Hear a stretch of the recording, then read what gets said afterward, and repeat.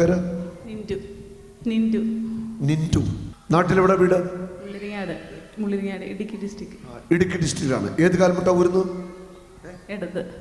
ഇടത് കാൽമുട്ട ഊരി പോകുന്ന വ്യക്തിയാണ്. ആ, വീണിട്ടുണ്ടോ? വീണിട്ടുണ്ട്. മുട്ടതിന് വീഴാറുണ്ട്. ഓക്കെ. ഹസ്ബൻഡോ ആരെയും കൂടെ വന്നിട്ടുണ്ടോ?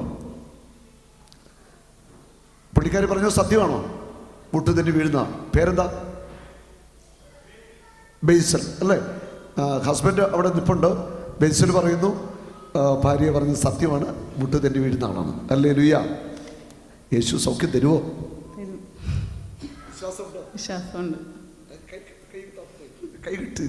വിശ്വാസമുണ്ടല്ലേ? ഉണ്ട്. എത്ര കാലമായിട്ട് മുട്ട് തെന്നിപ്പോന്നു? 1 വർഷം ഉണ്ടോ? 1 വർഷമായിട്ട് തെന്നിപ്പോന്നു മുട്ട.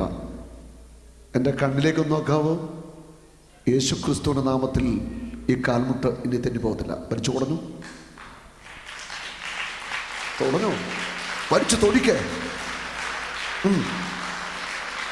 പിടിച്ച മുട്ടയിലോട്ട് 2 സൈഡിലോട്ട് ഇളക്കിക്കേ. ശരിക്കും ബലത്തിനാണ്. അങ്ങോട്ടും ഇങ്ങോട്ടുമൊക്കെ തൊടിച്ച് മടക്കി ആഞ്ഞു തൊഴിച്ചേ. കൈയൊക്കെ ഒന്ന് ഫ്രീ ആയിക്കേ. കൈയൊക്കെ വിട്ടേ. ആ, തൊഴിക്കേ.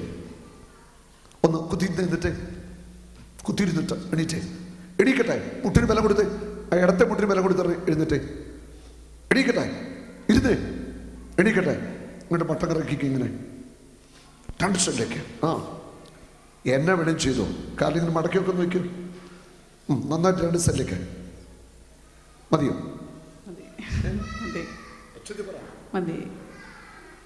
ഈ മുട്ടിനി തന്നതില്ല. Hallelujah, hallelujah. സന്തോഷമായോ? സന്തോഷം. ഹല്ലേലൂയ. യേശു ഇന്നും ജീവിക്കുന്നു. അവൻ ജീവിക്കുന്ന കർത്താവ്. അവനൊരു കെട്ടുകഥയല്ല.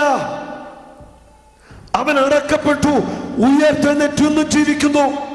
ഇവിടെ ഇരിക്കുന്ന ഓരോ വിശ്വാസിയും തിരിച്ചറിയണം, യേശു ക്രിസ്തു ഒരു കെട്ടുകഥയല്ല. ഈ വിശുദ്ധ ബൈബിൾ ഒരു കഥ പുസ്തകമാണ്. ആരും ചിന്തിക്കേണ്ട.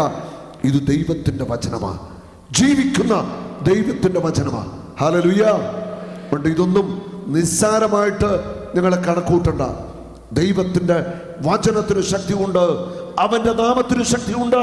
Oh Jesus, you are my Lord.